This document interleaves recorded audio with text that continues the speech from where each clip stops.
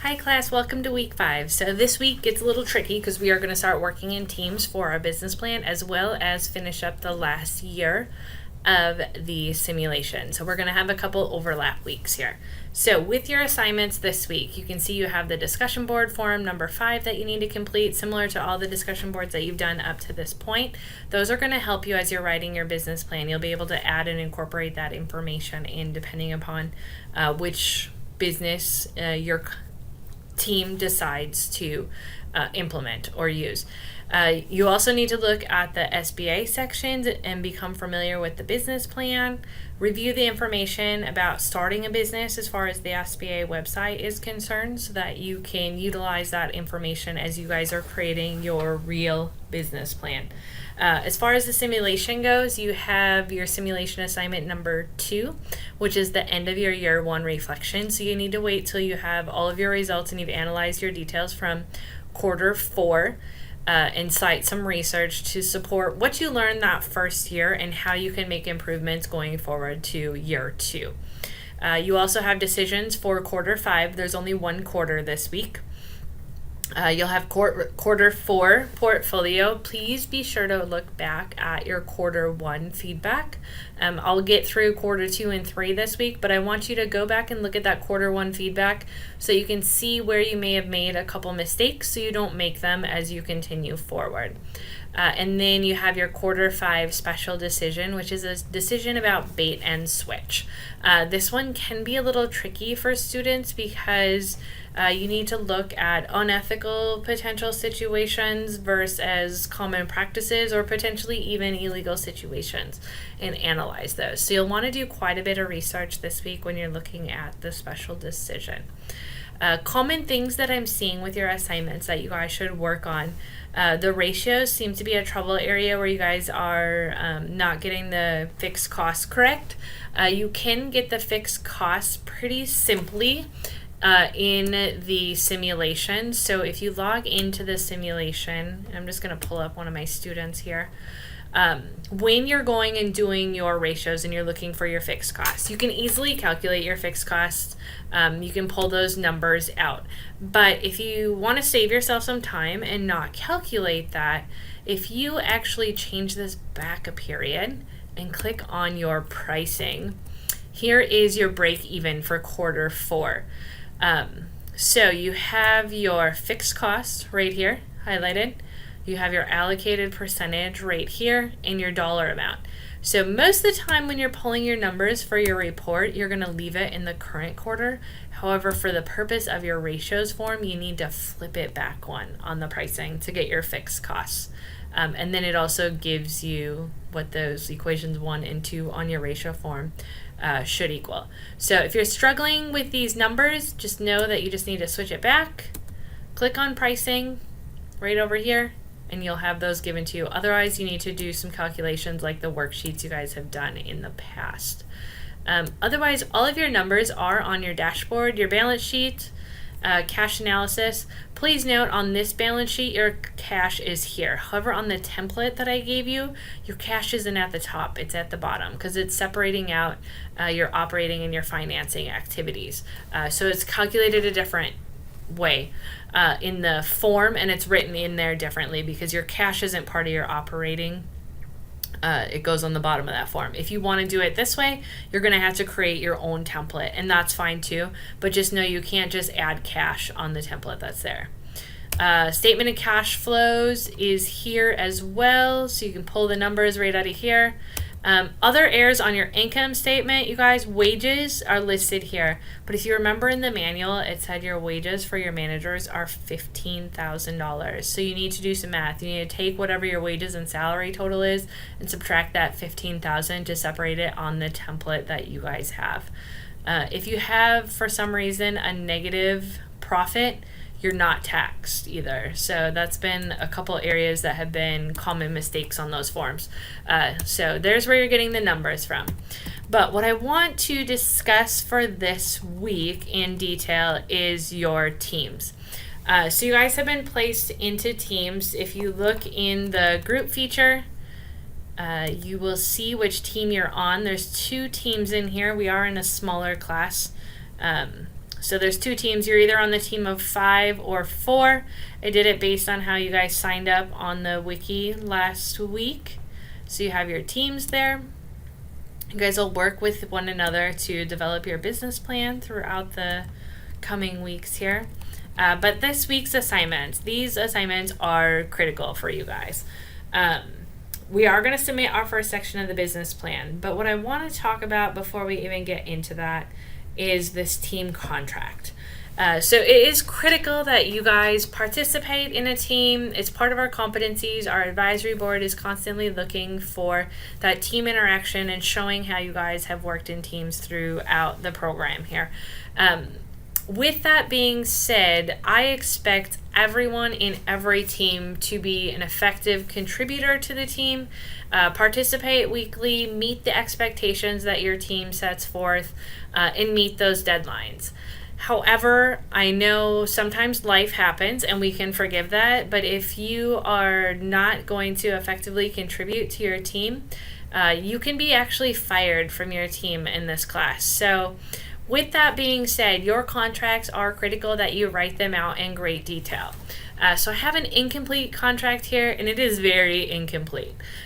So please note that. Some things you guys need to include in your group contract as you guys write it. What is your function? What is your purpose? What are your expectations of your team? How are you going to work together? How are you guys going to communicate? What is your communication timeline?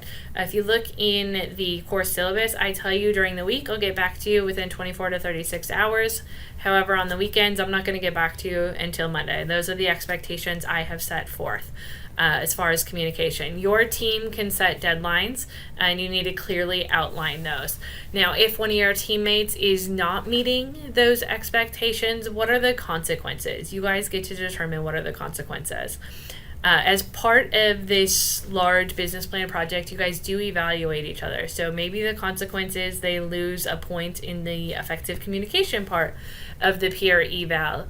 Or maybe if 3 times in a row they're not communicating with your team, they're written up, and on the 4th time they're fired. Those sort of things. You guys need to clearly lay those out with your team. So list the consequences for not meeting your team expectations. Clearly outline how you're going to communicate, how you're going to divvy up work. What are your expectations for turning a material into the group, as well as turning it into the submission portals for grading? How do you reward team members? How are those that exceed expectations going to be rewarded? I want those outlined in the contract. How are you guys going to work through conflict? It ultimately happens in the workplace, and it also happens on student teams. So how are you going to work through conflict? You cannot just say that you guys are going to have a agreement, that you're going to talk things out. If you can't reach an agreement, we are going to go to Shannon. Like, there needs to be a step in a process before you have to take it to your boss or your supervisor. So what is your process? How are you going to bring that information forward? While I am more than willing to help you guys work through your team conflict that may arise, I also want you to have some processes in place so that we don't have to get to that point. I expect you guys are all adults. You will effectively contribute to the team. You're looking to graduate this term. So I don't expect anyone to get fired. However, no, it is possible. In the event that you are fired from your team, you will have a meeting with me as well as the dean because you don't meet the team expectation in the course. And we'll go through some paperwork so that you understand that, you verify it, and you'll have to complete this project on your own. Which is no small task in itself. So you need to clearly outline things in your team, and you need to be a team player in this class. If not, you could be fired. With that team contract, I would highly recommend you guys go into this business plan area and also look through this peer evaluation form. This is how you guys are going to evaluate one another. So you can incorporate this into your business plan. Contract. Like, are they punctual? Are they attending group sessions? How are you guys meeting? These can contribute and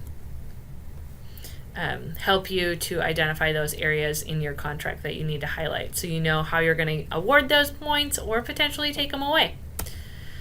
With that also being said, there is the business plan section 2.0 that you guys are going to be working on. There is a rubric right here that outlines what the expectations are for your guys' business plan. The business plan, everything in it is real data. Nothing is made up. You cannot tell me you are a CNA for your business unless you actually are. And you have to obtain that licensure. So you cannot make this information up.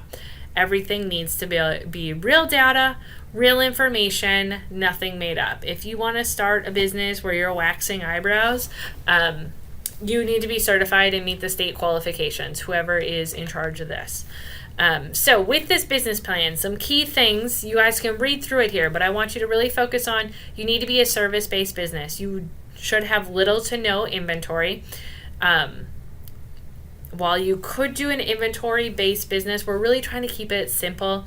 2-year college level business plan, not get into all of the inventory spreadsheets and that sort of information. We're keeping this a really basic level. So a service level business, 1-person owner. I know you guys are working with a team of 5, but this is a 1-person small business, no employees, so there's no HR forms to fill out. And none of that information that you guys need to go through. Just 1-person business. Those are the key factors. Each week we'll be doing a different section of the business plan. Here is the grading rubrics. You guys can go through and see how your final is going to be graded. Each one of the sections is listed, as well as the information that's required for each one of those sections. It is key that your headings match these sections, and then you'll have subheadings underneath it. So I highly recommend you use the title heading buttons on your paper. If you guys are strong visual learners, I will tell you that there are student business plans in here. These are some of the best that I have seen. And they're examples using the SBA template, so it's a great source for you. Here is one of them from last year, Days to Remember. So here's the section you're working on this week. You guys can peek through these samples just so you can see the quality of work that's expected. Most of these papers are in the 92 to 95% final grade. So if that kind of shows you where the quality is on these, if that's what you're looking to get, I would meet these expectations. Take note when you're reading these papers too, they're using their business name, not I or we, or Connie. I think it's Connie on this one. Yeah, Connie. So they're not using Consuela as the business owner, but they're using the business name. That's kind of critical as you're writing this as well. So take those things into consideration as you're writing each section of your business plan. That first one is due this week. Each section will be graded. You guys will get feedback and you'll have to turn that in for your final. In addition to that, you guys have a Gantt chart that you need to complete as a team. The reason I have you guys completing a Gantt chart this week is you need to realize that this business plan, while a section is due or 2 sections are due each week going forward, there are some sections like your marketing section where you have to do some primary research and make a survey. So you can't do that survey, get the results back, and put that paper together all in the same week. You need to plan these things out a few weeks in advance.